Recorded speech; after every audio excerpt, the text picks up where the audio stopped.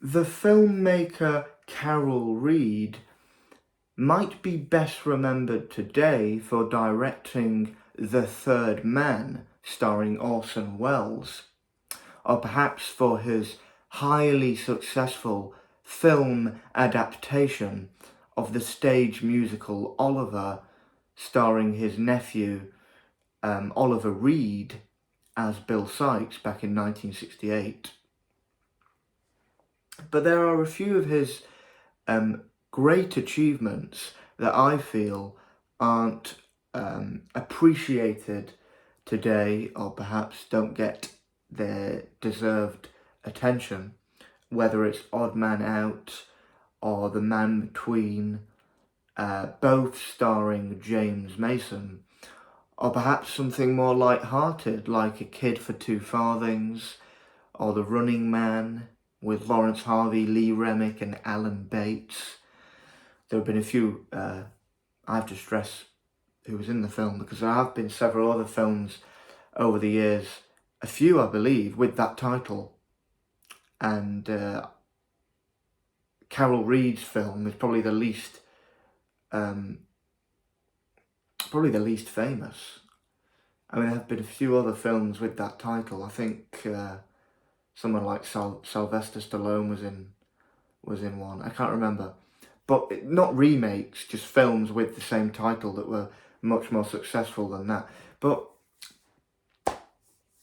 let's move on, because I'm here to talk about, this video is dedicated to a film I watched today for the very first time. You may have seen it, you may be familiar with it. From 1948, The Fallen Idol.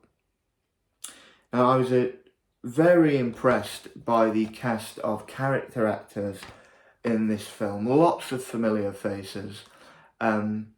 Intrigued by the plot, I couldn't take my eyes off it. The butler to a French diplomat who has a very strong bond to the diplomat's son, Philippe. He has an affair with a much younger girl. There is a very strained relationship between him and his wife, Mrs. Baines. They live in the house, in this mansion.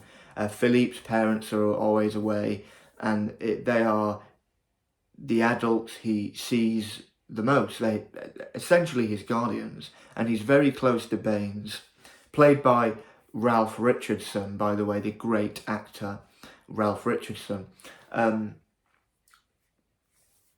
One day, that Mrs. Baines goes ballistic. She finds out about this affair, and they have an argument on the stairs. She accidentally falls, and it looks like Baines may have pushed the wife down the stairs. No one actually saw this. Only Philippe, who is distressed and runs away, sees through the window after she's fallen and Baines running down the stairs. He gets the wrong end of the stick. It was completely accidental. Fantastic film. As I say, the amount of familiar faces in this film is extraordinary. You know, you have Walter Fitzgerald as the doctor. You have Dennis O'Day as the inspector. And a few of the other police sergeants are the likes of Jack Hawkins, a very, very young Bernard Lee, who it's the amount of films I've seen with him in, he was in everything, Bernard Lee. Never very famous. He was always a very reliable character actor, but he's never at the top of the bill. But he's in all sorts of stuff over the years.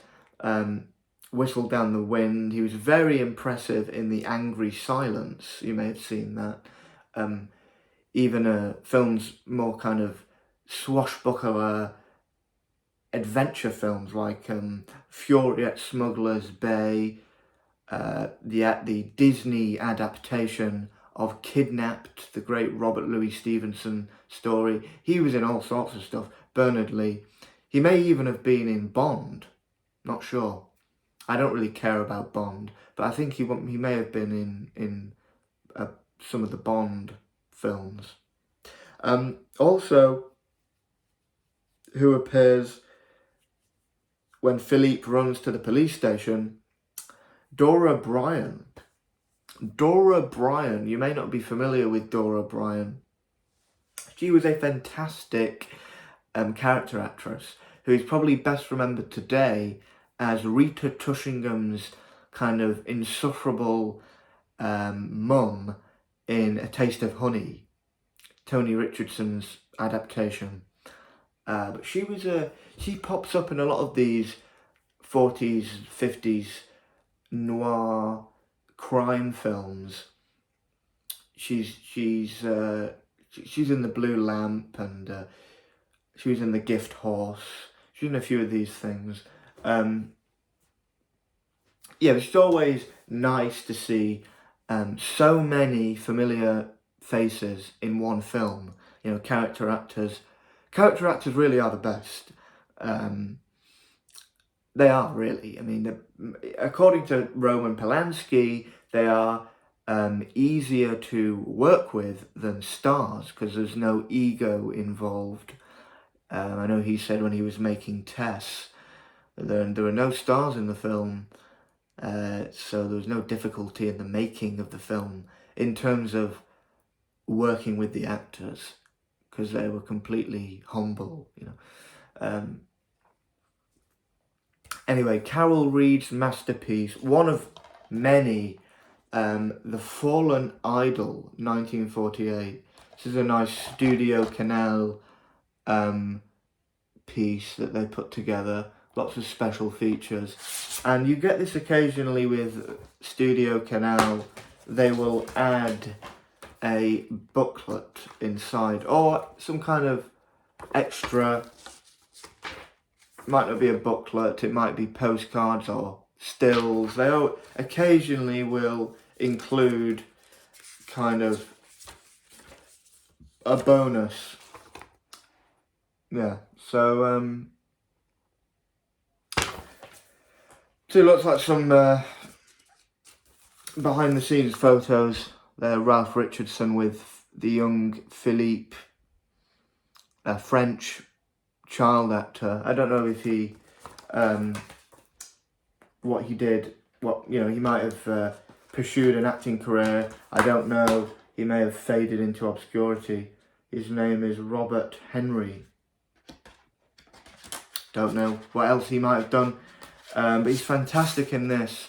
Very engaging, kind of cute. I hate to use that word, but sometimes it's appropriate.